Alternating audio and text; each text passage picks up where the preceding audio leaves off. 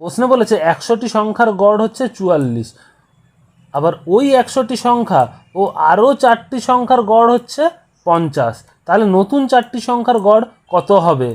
এর সহজ উপায় হচ্ছে, বর্তমানে কি আছে, বর্তমানে হচ্ছে 104টি সংখ্যার গড় হচ্ছে 50, আর আগে 100টি সংখ্যার গড় কত ছিল? আগে 100টি সংখ্যার গড় ছিল 44। এখন আমরা বের করছি 4টি সংখ্যার মোট, তাহলে 4টি সংখ্যার মোট আমরা কীভাবে বের করব?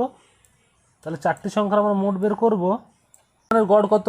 বর্তমানের গড় হচ্ছে 104টি সংখ্যার বর্তমান গড় হচ্ছে 50, তাহলে 4টি সংখ্যার মোট হবে 50 গুণ 4 প্লাস এই 100টি সংখ্যার, এই 100টি সংখ্যার গড় কত বেড়েছে?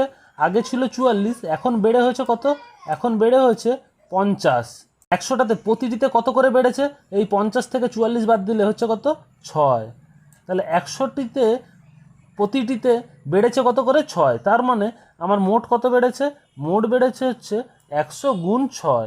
তাহলে সমান সমান 50 গুণ 4 সমান সমান 200 প্লাস 100 গুণ 6 সমান সমান 600। তাহলে 4টে সংখ্যার আমাদের মোট কত হয়ে যাবে? 4টে সংখ্যা আমাদের মোট হয়ে যাবে 200 যোগ 600 সমান সমান 800। কিন্তু আমাদের প্রশ্নে কী চেয়েছে? কিন্তু প্রশ্নে চেয়েছে 4টি সংখ্যার গড় কত হবে। তাহলে 4টি সংখ্যার গড় কত হবে?